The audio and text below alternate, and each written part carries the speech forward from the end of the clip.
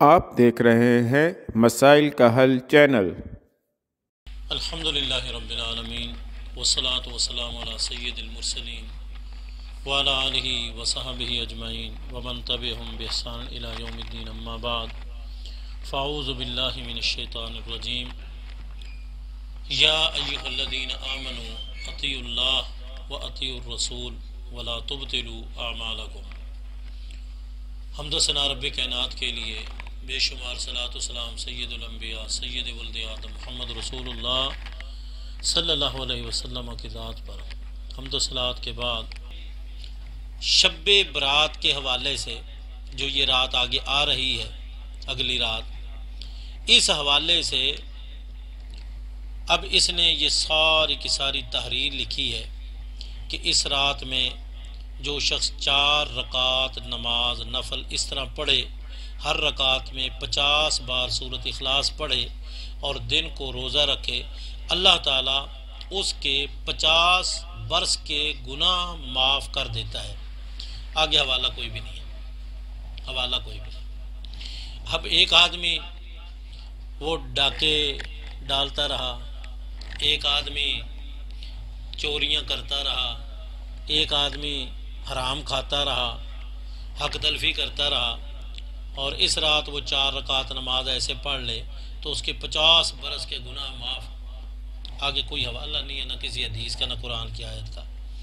آگے وہ لکھتا ہے جو شخص اس ماہ میں ہر جمعرات کو 4 رکعت پڑھے، ہر رکعت میں 30 بار سورۃ اخلاص پڑھے تو حج عمرے کا ثواب پائے گا۔ الحدیث، حوالہ کچھ بھی نہیں ہے۔ آگے نیز ارشاد فرمایا جو شخص 15 شعبان کی رات کو 8 رکعت نماز اس ترتیب سے پڑھے کہ الحمد شریف کے بعد 1 بار سورۃ انا انزلنا اور 50 بار سورۃ اخلاص پڑھے، اس کے تمام گناہ معاف۔ الحدیث، حوالہ آگے کوئی بھی نہیں ہے۔ ایسے ہی یہ سارے کا سارا بھرا ہوا ہے اور کسی حدیث کا کوئی حوالہ نہیں ہے۔ یاد رکھیں، اس رات میں ہم نے وہی کام کرنا ہے جو کام محمد رسول اللہ صلی اللہ علیہ وسلم نے کیا ہے، کر کے دکھایا ہے، امت کو بتلایا ہے، صحابہ کرام کو بتلایا ہے، صحابہ کرام نے کیا ہے، انہوں نے تابعین کو بتلایا، انہوں نے تبع تابعین کو بتلایا، تو ہم نے وہی کام کرنا ہے۔ یہ رات نبوت ملنے کے بعد مکہ میں 13 سال رسول اللہ صلی اللہ علیہ وسلم رہے ہیں، 13 سال میں یہ رات آئی ہے۔ نبی صلی اللہ علیہ وسلم 10 سال مدینہ میں رہے ہیں، مدینہ میں یہ رات آئی ہے۔ شعبان کا مہینہ آتا تھا، یہ رات بھی آتی تھی۔ تو نبی صلی اللہ علیہ وسلم کی زندگی میں مکی زندگی ہے، مدنی زندگی ہے، نبوت والی زندگی ہے، یہ رات آئی ہے۔ تو اس رات کے حوالے سے صحابہ کرام ضرور بتلاتے کہ آپ نے اس رات میں یہ کام کیا، دن کو یہ کام کیا۔ جبکہ جتنی بھی روایتیں ہیں جن کے اندر یہ تو حوالے نہیں دیے، میں حوالے والی روایتیں بھی آپ کو مل جائیں گی، کتاب کا حوالہ، جلد، صفحہ، حدیث کا نمبر، یہ بھی آپ کو مل جائے گا فضائل کے حوالے سے، لیکن وہ ساری کی ساری روایتیں ضعیف ہیں۔ ضعیف کا مطلب یہ ہوتا ہے کہ جو لوگ اس بات کو بیان کر رہے ہیں ان میں کوئی بندہ ایسا موجود ہے جو باتیں خود بنا لیتا تھا اور بات بنا کے پھر آگے سند کے ذریعے وہ بیان کر دیتا ہے، اس کو ضعیف کہتے ہیں۔ اب مثلا میں کہہ دوں کہ نبی صلی اللہ علیہ وسلم نے فرمایا تھا شیخ ادریس صاحب وہ مسجد بنوائیں گے، اس مسجد کا نام مسجد النساء وہ رکھیں گے اور وہ مسجد ایسی ہوگی اور اس میں جو بندہ نماز پڑھے گا تو وہ اس کو اتنا ثواب ملے گا۔ اب یہ میں ایسا نہیں، اور آگے میں اپنی نبی صلی اللہ علیہ وسلم تک ایسے لوگوں کے نام بھی لے دیتا ہوں، تو میرے اس کہنے سے تو بات نہیں بن جائے گی، تحقیق ہوگی، تحقیق ہوگی، اور جب تحقیق کی جاتی ہے تو پھر پتہ چلتا ہے۔ ایک بات کو 18 لوگ بیان کرتے ہیں، 18 میں سے 17 بندے بالکل صحیح ہیں، لیکن ایک بندہ درمیان میں ایسا ہے جو جھوٹ بولتا ہے، تو جب بات اس تک پہنچے گی تو بات مشکوک ہو جائے گی کہ یار یہ جو بندہ ہے یہ تو جھوٹ بولتا ہے، اب اس کی تحقیق کرو کہ واقعی یہ بات ہے یا نہیں ہے۔ مثلا ہم اپنے معاشرے میں دیکھتے ہیں کہ ہاں جی یہ بات آپ کو کس نے بتائی؟ مجھے جی اس نے بتائی۔ آپ کو کس نے بتائی؟ مجھے جی اس نے بتائی۔ ایسے بھی ہوتا ہے کہ پہلے کے پاس جاتے ہیں تو بات اور ہوتی ہے، جب دوسرے کے پاس جاتے ہیں تو بات اور تبدیل ہو جاتی ہے، جب تیسرے کے پاس جاتے ہیں تو بات اور تبدیل ہو جاتی ہے۔ یہ سارے کا سارا ہمارے معاشرے میں موجود ہے۔ دین کے اندر بھی ایسا کام لوگوں نے کیا ہے کہ فضائل کے حوالے سے اور لوگوں کو ترغیب دینے کے حوالے سے ایسی ایسی باتیں بنا دی ہیں، اور محدثین نے ان روایتوں کو جمع کیا ہے جو ضعیف ہے۔ امام سیوطی نے بہت ساری حدیثیں جو ضعیف ہیں ان کو جمع کر دی ہے۔ تو محترم ساتھیو، یہ پمفلٹ بھی، اس میں جو کچھ لکھا ہوا ہے یہ سارے کا سارا بے بنیاد ہے، اور چھپوانے والے بھی کون ہیں؟ ملک حاجی محمد حنیف مرحوم برائے ایصال ثواب، ان کے لیے چھپوایا گیا۔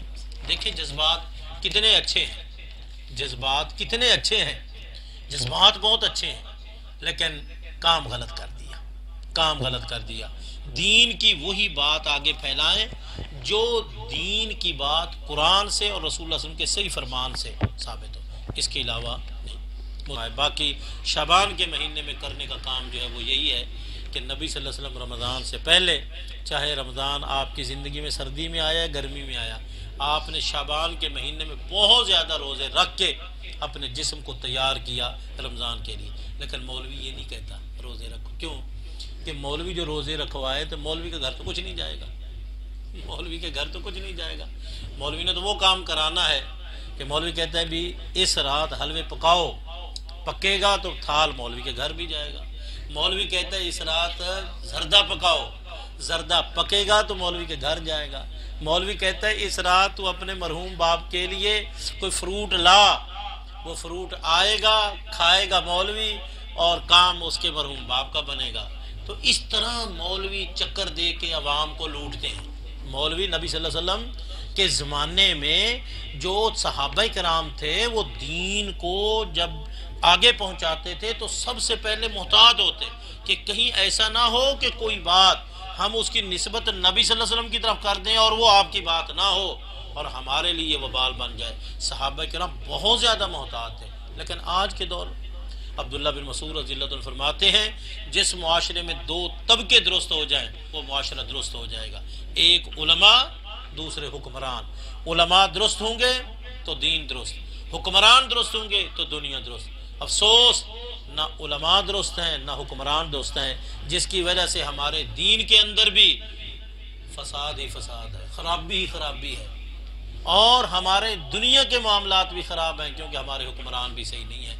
میں اللہ سے دعا گوں کہ اللہ تعالیٰ علماء کو بھی ہدایت دے کہ وہ صحیح دین کو عوام تک پہنچائیں، اور اللہ ہمارے حکمرانوں کو بھی ہدایت دے کہ وہ عوام کے خادم بن کے، عوام کے ہمدرد بن کے ان کی خیر خواہی کریں۔